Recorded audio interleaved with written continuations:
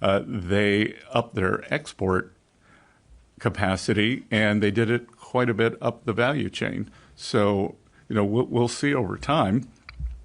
But my guess is that over time, that the other economies, developed economies, will start increasing their tariff barriers, and the global South, they just can't absorb all this Chinese production.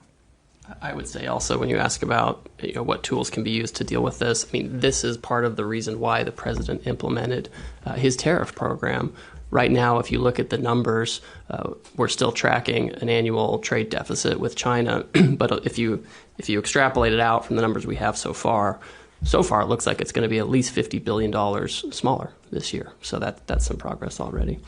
With respect to the Section 232, this came up during discussions. The Chinese asked us about it. What's the plan? What's the timing? We shared what information we could. You've heard President Trump talk about this publicly, which includes discussion of having a situation where you start with a lower tariff, but then you go to a higher tariff at some point to try to bring back manufacturing of pharmaceuticals or semiconductors. These are global actions. They don't target the Chinese. They don't target any particular country. They'll be applied globally. There aren't any exceptions or exemptions for particular countries. And what's the biggest concession they've made? That the Chinese have made? Well, I would say they blocked all of their rare earth magnets, and now we're getting them. Great. Next question, please, Gavin.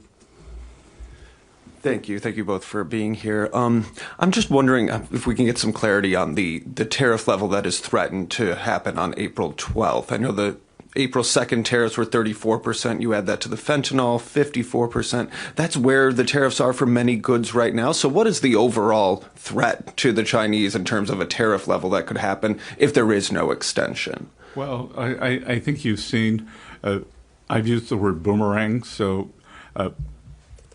if we boomerang back to the April 2nd level, they would go to 34. I noticed, as the earlier question said, that the Chinese deputy minister did say that we had agreed on a pause. We have not. Nothing is agreed until we speak with President Trump. He's on Air Force One, I believe, doing a press conference right now, and we will be seeing him in the Oval tomorrow to go over the deal with him, and then he'll decide if the pause continues as is.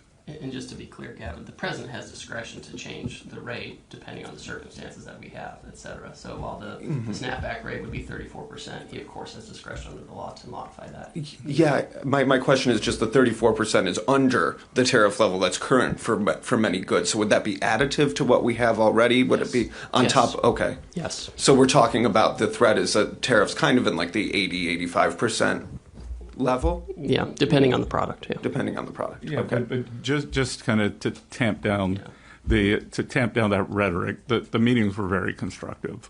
We're just that we haven't given the sign off. Gotcha. Great. Thank you. Next question, please. Yes. Melissa Eddy from the New York Times. Melissa Eddy from the New York Times. Can you tell us, please, did you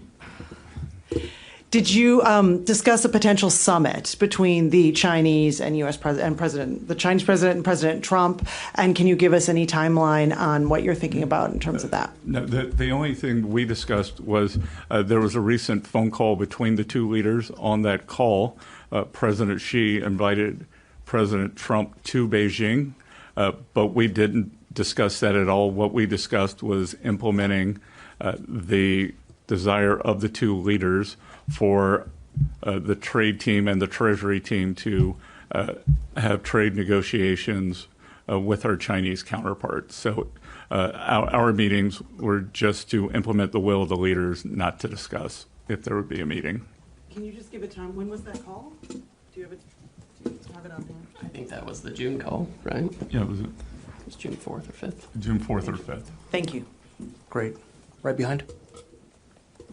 Hi, Clara from Jägerfeld, Channel 4 Sweden. You've also met with the Swedish government. What topics did you discuss? We discussed a wide range of topics. First of all, we want to thank the government for the fantastic venue here. Very, very good to be in Stockholm in July. And we discussed the EU deal with